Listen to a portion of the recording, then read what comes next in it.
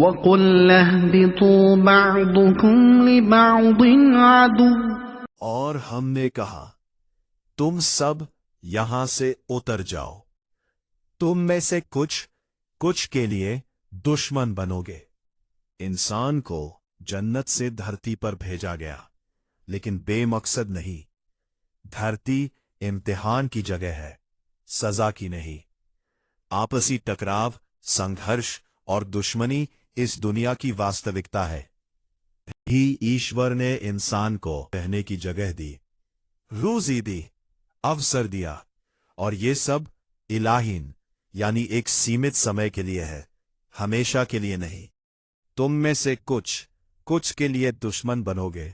دشمنی کیوں؟ یہاں 3 طرح کی دشمنی بتائی جاتی ہے۔ شیطان بنام انسان۔ شیطان نے پہلے ہی اعلان کر دیا تھا، میں انہیں گمراہ کروں گا، اس لیے انسان اور شیطان کی دشمنی ستھائی ہے۔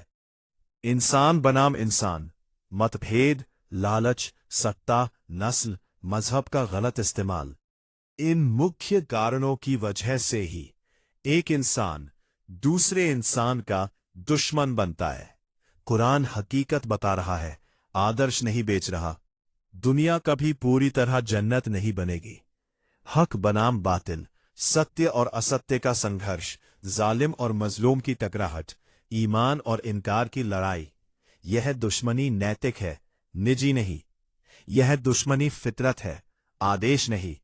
بہت ضروری نکتہ، اللہ یہ نہیں کہہ رہا کہ دشمن بنو، بلکہ بتا رہا ہے کہ اے انسان، دنیا کی حقیقت ایسی ہوگی، اسی لیے صبر ضروری ہے، انصاف فرض ہے، ظلم حرام ہے، بدلے کی اجازت بھی حدوں کے ساتھ ہے۔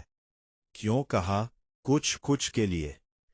اگر انسان سوبھاؤ سے دشمن ہوتا تو کہا جاتا تم سب ایک دوسرے کے دشمن ہو، لیکن قرآن کہتا ہے کچھ کے لیے، مطلب ہر انسان دشمن نہیں، ہر متبھید جنگ نہیں، انسان کا دوست بھی بن سکتا ہے۔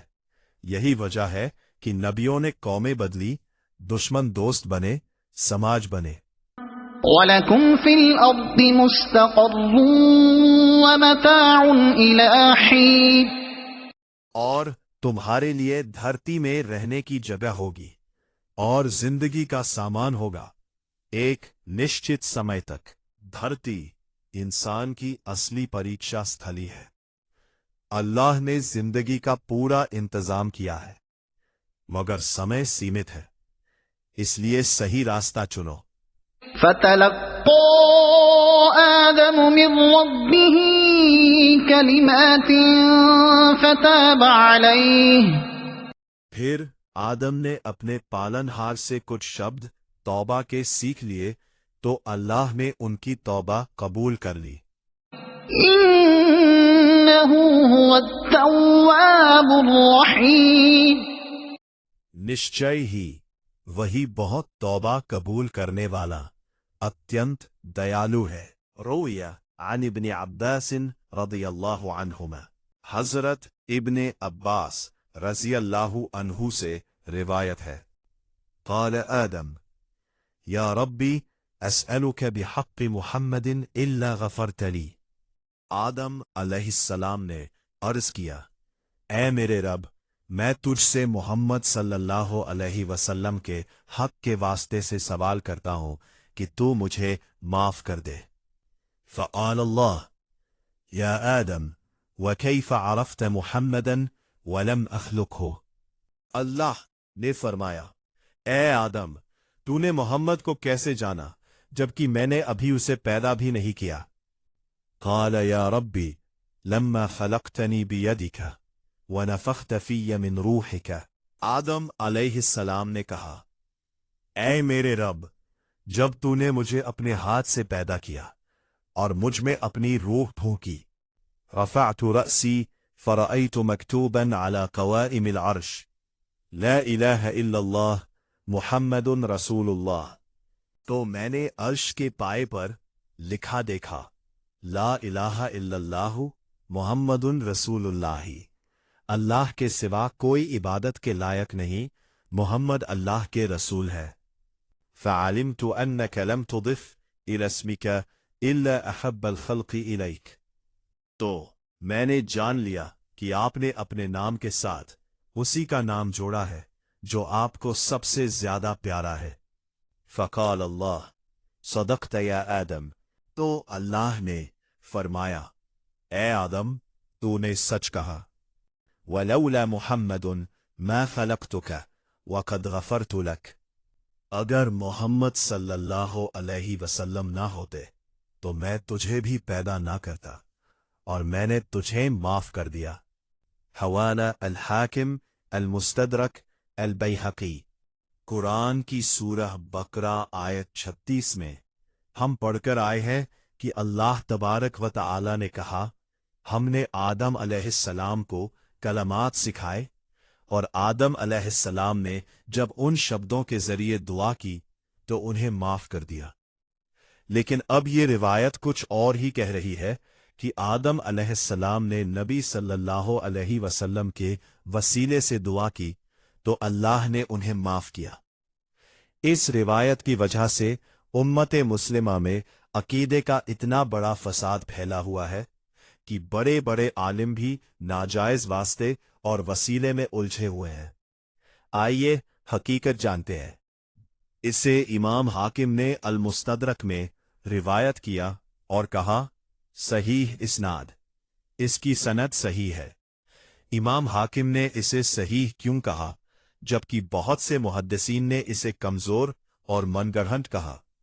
इमाम हाकिम का उसूली मिजाज, इमाम हाकिम मुतशद्दिद यानी सख्त नहीं थे, बल्कि तसाहुल माफ करने वाला दिल रखने वाले मुहद्दिस थे। यानी वो अक्सर सनद के जाहिर को देखकर हुक्म लगाते, इलल छुपी कमजोरियां पर उतना सख्त नहीं होते। इस रिवायत की सनद में इमाम हाकिम ने क्या देखा? इस रिवायत की सनद में मुख्य रावी है अब्दुर्रहमान बिन जैद बिन असलम।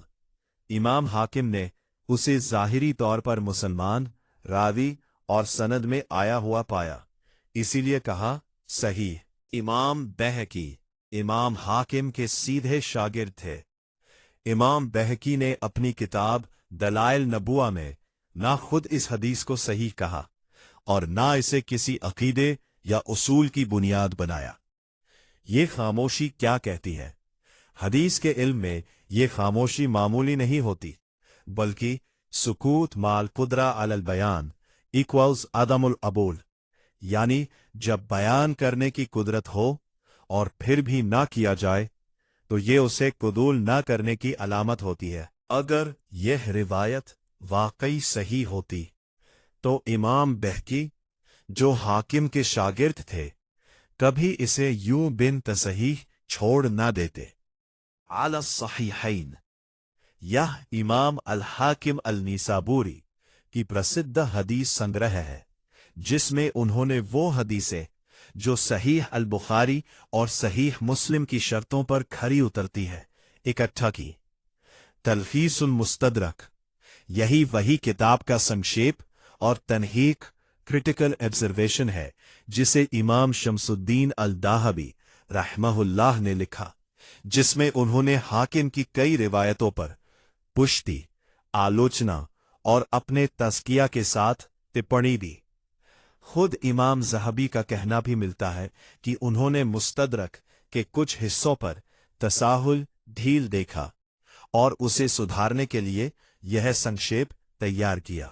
जुमहूर मुहद्दिसीन का इमाम हाकिम से इख्तिलाफ। अधिकांश जुमहूर मुहद्दिसीन इमाम हाकिम की इस रिवायत को स्वीकार नहीं करते और उनसे इख्तिलाफ रखते हैं। इस रिवायत की कमजोरी का सबसे बड़ा कारण इसके रावी हैं। अब्दुर्रहमान बिन जैद बिन असलम पर जिरह, आलोचना। इमाम अहमद बिन हंबल, ये रावी बहुत कमजोर है। इमाम इब्न मईन, ये रावी कुछ भी नहीं यानी भरोसे के काबिल नहीं है। इमाम नसाई, ये रावी मतरूक है जिसकी रिवायत छोड़ दी जाती है। इमाम बुखारी, ये रावी मुनकरुल हदीस है, इसकी हदीसें स्वीकार योग्य नहीं होती।